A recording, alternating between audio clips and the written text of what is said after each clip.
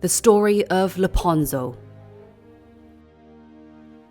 Once upon a time, there was a woodcutter and his wife who lived in a small house high on a hill.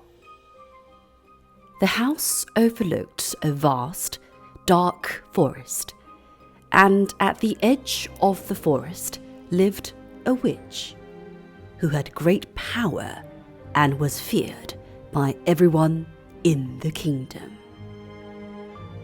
The witch had a beautiful garden full of sweet-smelling flowers and herbs. The woodcutter's wife would often stand on the hill and look down at the garden with envy. Nothing would grow on the hill where she lived. The earth was hard and stony. The wife wished that she could have a beautiful, sweet-smelling garden, just like the witch. One day, the wife was looking down into the garden. "Cabbage," she gasped. Her mouth was watering at the thought.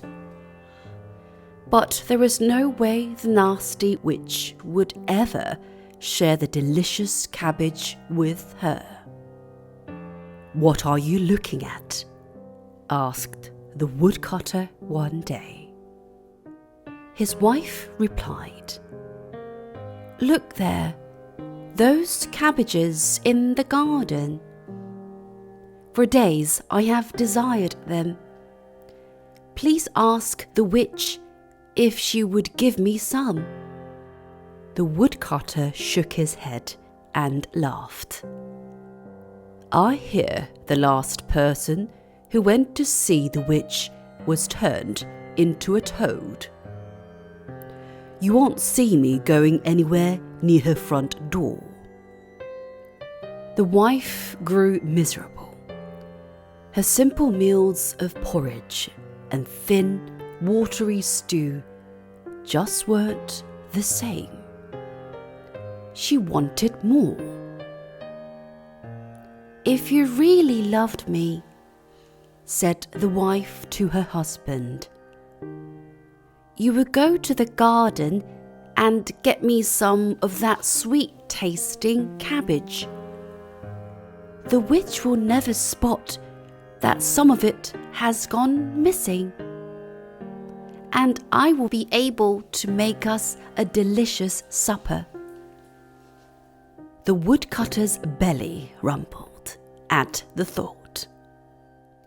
He was frightened of the witch and her great power, but perhaps if he stole the cabbage at night, no one would notice. And that is exactly what he did. At midnight, he climbed over the low wall into the garden.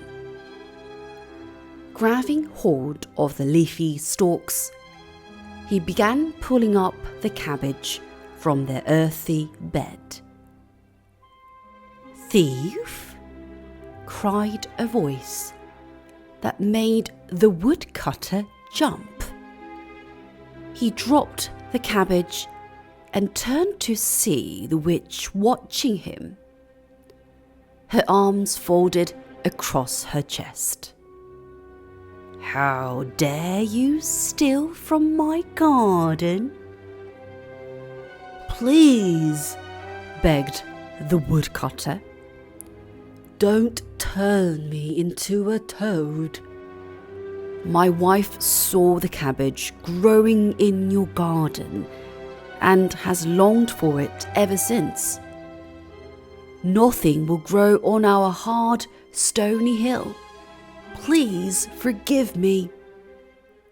The witch nodded, her scowl turning to a sly smile. "You are forgiven. Take as much of the cabbage as you can carry." The woodcutter's eyes almost popped out of his head. As much as I can carry? He gasped. Yes, snapped the witch. But on one condition. You must give me the child that your wife will bring into the world. It will be well treated, and I will care for it like a mother.